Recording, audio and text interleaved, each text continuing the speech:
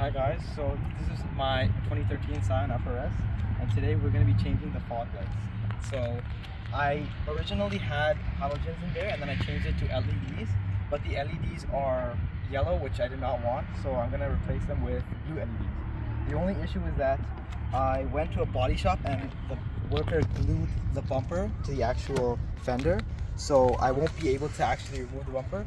So I'm going to show you how to do it without removing the bumper. Basically what I'm going to do is I'm going to jack up the car and go from behind. I'm going to remove the black lining and I'm going to try and change it from there. So first what I'm going to do is I'm going to jack up the car from this side, and then what I'm going to do is I'm going to remove that black liner over there and see if I can access the fog lights from inside, and then I'll change it. And then I'll move the jack to the other side and do the other side.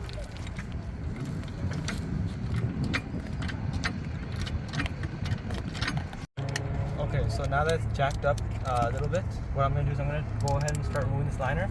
And if you don't have a jack, you can use the jack that comes with the car in the trunk. It's going to be a scissor jack that you use for changing tires. You can use that.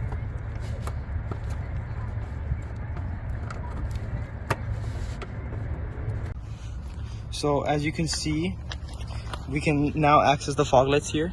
The reason it looks a bit messed up right now is because I soldered it earlier because I had to rewire to connect to my VLAN headlights, but then I decided that I wanted my fog lights again, so I had to splice the VLANs to the fog light. So now I can access it. So what I'm going to do is I'm going to remove it by twisting it and taking it out from the holder, and then now you can see this.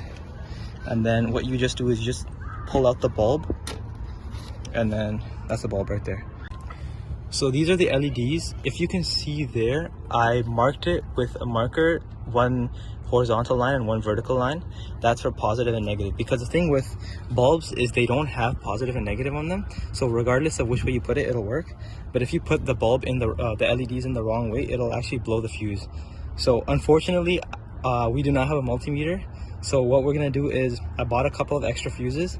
I'm gonna put it in one way and test it, and if unfortunately if the fuse blows, I'll just put it in the other way and then put it back on. So I'm gonna try this way. Hopefully it works first try.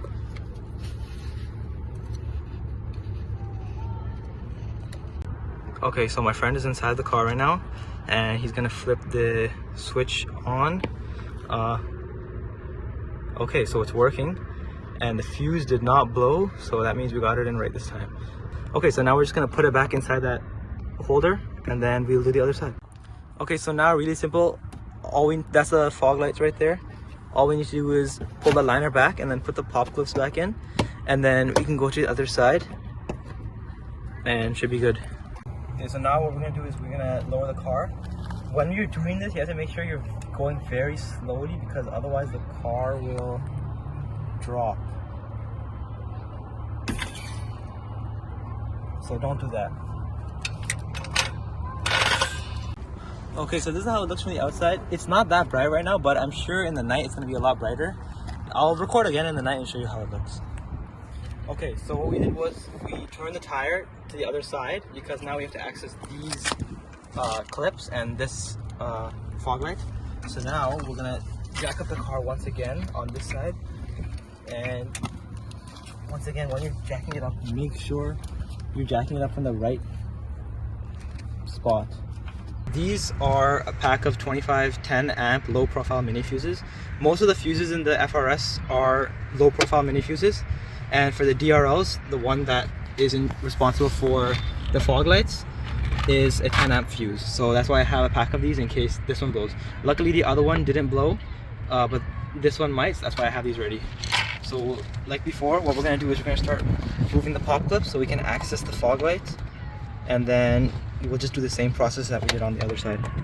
So now I'm going to remove the bulb on this side as well, and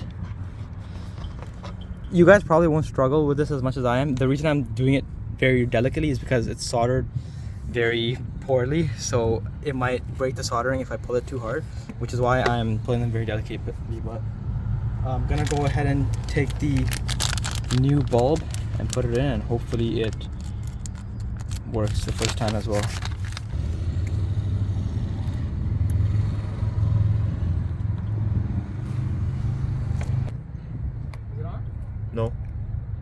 No. It's not on? Okay, so basically what happened was it didn't turn on because it didn't blow the fuse though, luckily. But what it did was it did something weird where it turned on my indicators, because my in the FRS, at least 2016 and older, is wired. The fog lights are wired to the indicators as well. So I guess if you put it in wrong, another thing that could happen was it just won't turn on and it'll start activating your indicators. So I went ahead and switched it, and I'm gonna try and turn it on again, and hopefully it works this time. Okay, 3, 2, 1.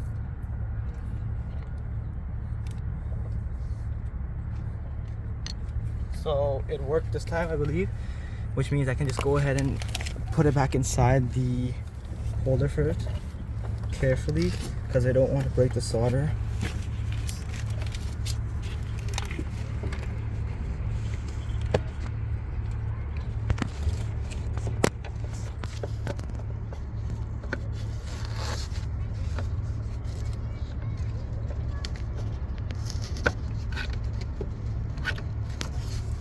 Okay, it's in now.